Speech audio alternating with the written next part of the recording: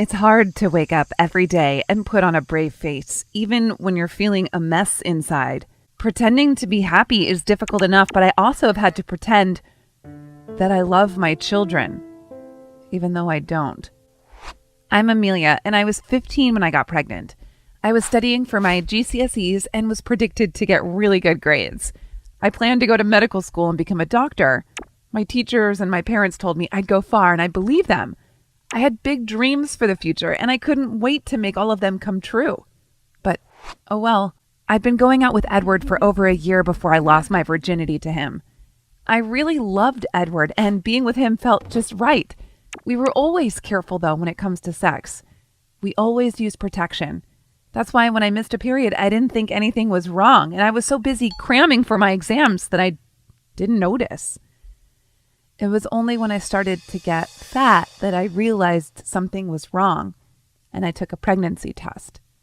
It was positive. A doctor confirmed I was pregnant, 4 months pregnant to be exact. It was too far along to do anything, even if I had wanted to. I was really helpless. Edward was so excited that he was going to be a parent, but I wasn't.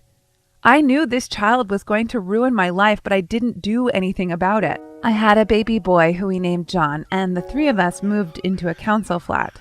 I had to drop out of school to look after the baby while Edward went to work. With no qualifications, the only job he could get was as a pot washer in a restaurant. But he worked hard and got promoted to chef. He was soon earning so much that we could afford to buy a house. I was pleased for him, but also a bit resentful. Why did he get to make a career for himself whilst I had to stay at home with the baby? 2 years later, it happened again. I was tired and felt sick and just knew. A thin blue line confirmed that I was pregnant for a second time. I didn't want this child either, but how could I tell Edward I didn't want his baby?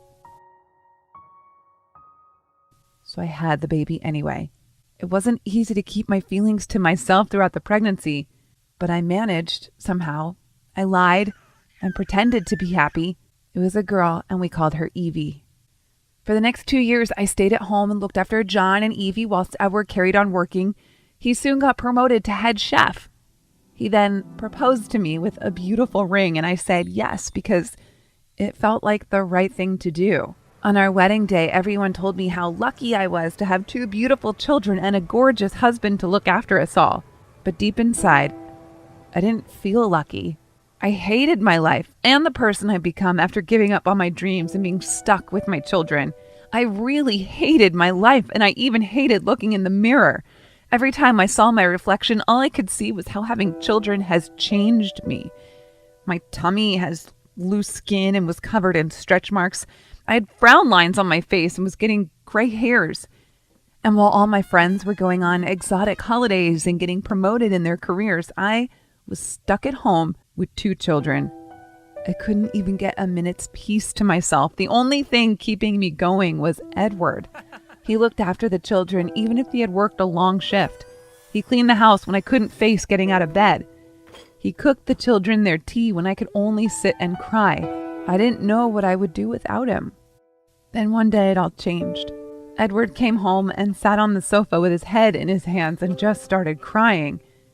He told me that he couldn't cope anymore, that he couldn't work every day and then come home and do everything around the house. He said he didn't want to be with me anymore, that he no longer loved me. And that night he packed a bag and left. We were over. For weeks, I wouldn't leave the house. I could barely get out of bed. I didn't take the children to school or nursery. I didn't even want to talk to them. I just fed them and let them sit in front of the TV all day. And then something happened. I got a letter through my door from a solicitor.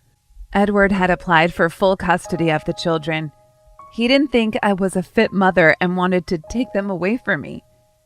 The letter said that he didn't even want me to have visitation rights. But I didn't see this as a punishment. It was my opportunity to be free.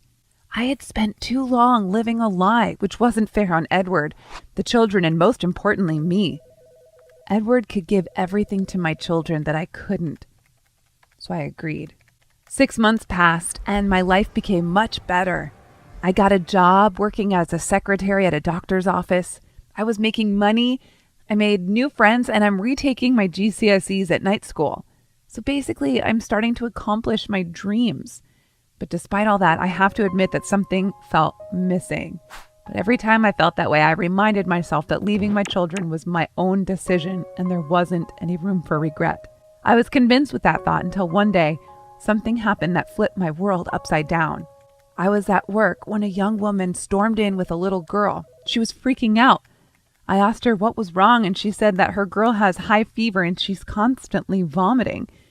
She begged me to let the doctor see her without an appointment. I looked at the little girl's face, and I suddenly froze in my place. I couldn't move, talk, or call the doctor. The girl I was looking at was my little girl, Evie. She looked unwell. The woman's loud screaming brought me back to reality quickly. I let her in the doctor's office. I wanted to go in with her, but the woman gave me a weird look as if she was her mother. I wanted to push her away and tell her it was my daughter, but I had no right.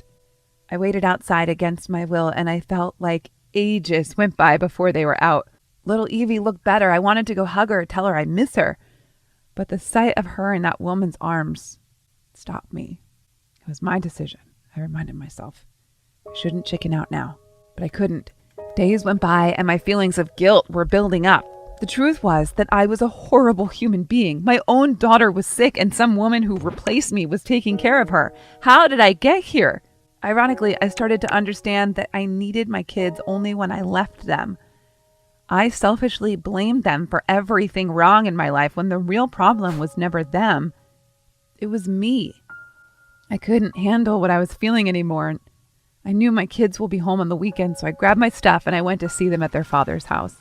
I knew that Edward wouldn't welcome me in, so I decided to take my chances and knock on the door. When it opened, in front of me stood the same woman I saw at the clinic. She looked at me and said with a soft voice, "May I help you?" From what I could see, Edward has moved on pretty fast in replacing me with a young, attractive woman. She also seemed to be taking care of his kids well, so I wouldn't blame him for choosing her. I stood there, not sure what to say, when I heard Evie's voice calling me, "Mommy." My face lit up. She ran up to me and I kneeled down to give her a hug. To my shock, my daughter was not running towards me. She was running towards who was apparently her new mommy. I froze in my place. The woman was asking me all sorts of things that I didn't really listen to. I just kept staring at my daughter who was in another woman's arms. That moment, I don't know what got to me. I quickly grabbed my daughter and I hugged her and started crying. I told the woman to back off. The woman freaked out and she started calling Edward. "Call 911, she screamed. Edward came in a hurry, and when he saw me, he stopped and seemed relieved somehow. And then he said, "It's okay, Edna. That's the mother." "Why are you here?" he asked. I said with tears in my eyes, "I can't believe you moved on this fast, Edward. A new mom for my kids. What were you thinking?" Edward then asked me to come in. He said that we should talk. I agreed to go in. My daughter was still in my arms. Edward asked me to relax. He said that Edna was the babysitter and the kids loved her. They were traumatized after what happened and they started calling the babysitter Mommy. He couldn't blame them. He said the kids had been through a really hard phase. By then I was sobbing. It might seem crazy to you, but I was just realizing what I have done. I told Edward that I wasn't in the right state of mind when I left them and that I can't go on my life anymore like nothing happened. I wanted to fix it. Edward seemed hesitant. He said that if I'm asking to get back into my children's lives, I needed to be patient and see what was in the best interest of our children. I couldn't simply walk in and out of their lives like that. To say the least, Edward was right. He was kind enough to allow me a second chance to be in my children's life. Since that day, I was determined to prove myself to my family. We went to therapy sessions together, and it even improved my relationship with Edward, who is still technically my husband. Nothing is fixed yet, and I am aware that we have a long way to go. But I know that someday, I'll be the mom and wife my family deserves. I'm working hard on it.